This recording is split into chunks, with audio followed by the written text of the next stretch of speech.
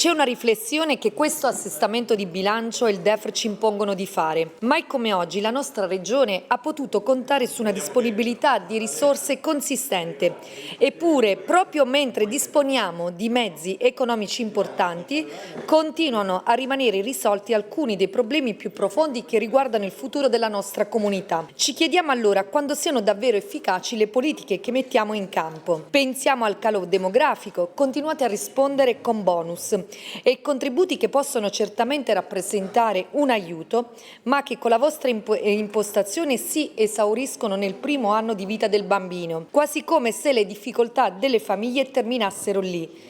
Chi diventa genitore sa bene che le esigenze crescono negli anni. Servono servizi, conciliazione tra lavoro e famiglia, asili accessibili, sostegni stabili e non interventi frammentati. Così come non possiamo ignorare la continua fuga di giovani richiamata anche dal collega Onzel nella relazione di minoranza del gruppo misto. Formiamo competenze che poi trovano altrove opportunità che qui non riescono a vedere. È un impoverimento silenzioso che rischia di compromettere il futuro della nostra regione. Rimangono poi le criticità della sanità con liste d'attesa che continuano a rappresentare una delle principali preoccupazioni dei cittadini e quelle del governo del territorio, dove assistiamo sempre di più a comunità costrette a mobilitarsi per difendere i propri territori. Prima erano le pale eoliche alte 200 metri, poi sono i campi fotovoltaici che si moltiplicano senza una pianificazione efficace, anzi contratta con una rete che non regge, fino al progetto del termovalorizzatore, uno degli ultimi casi,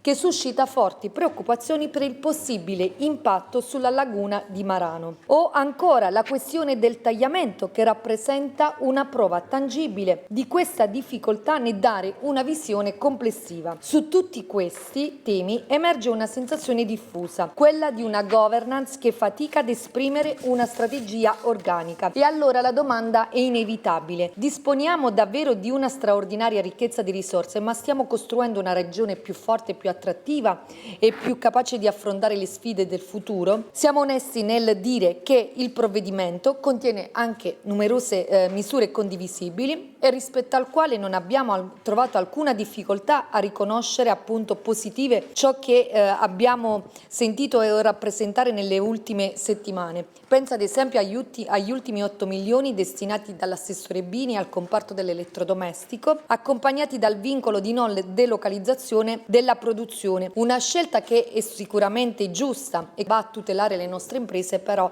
mi trovo d'accordo con il collega Conficoni nel momento in cui dice che questa misura arriva anche tardi. Alcuni emendamenti inoltre rappresentano il punto di arrivo di proposte che avevamo avanzato nei mesi scorsi. Lo dimostrano le risorse destinate ai campionati universitari nazionali che torneranno nella nostra regione dopo 15 anni grazie ad un nostro emendamento approvato da quest'Aula e che ha consentito ai CUS di Udine e di Trieste di presentare il dossier di candidatura, così come giudichiamo positivamente l'inasprimento delle sanzioni per chi distrugge i nidi o ancora le riserve promesse alla riserva marina di Miramare e l'ulteriore 1,5 milioni di euro stanziato per il NIPT, il test del DNA fetale, misure che abbiamo proposto e a cui avete dato seguito. Ora con lo stesso spirito continueremo attraverso le nostre 52 proposte emendative che toccano i vari aspetti della nostra regione, risorse ad esempio per consentire il reinserimento sociale e lavorativo di chi è vittima di violenze o ancora la prevenzione neonatale con il test della leucodistrofia metacromatica o ancora la mobilità sostenibile con l'introduzione nel bike sharing dei seggiolini che consentiranno a chi è genitore di spostarsi con il proprio figlio, ma non mi dilungo oltre perché tanto avremo modo poi per illustrarli singolarmente. Continueremo a fare ciò che abbiamo sempre fatto, ovvero avanzare proposte concrete, migliorare i provvedimenti che ci sono presentati e offrire risposte ai cittadini senza limitarci ad una contrapposizione di principio.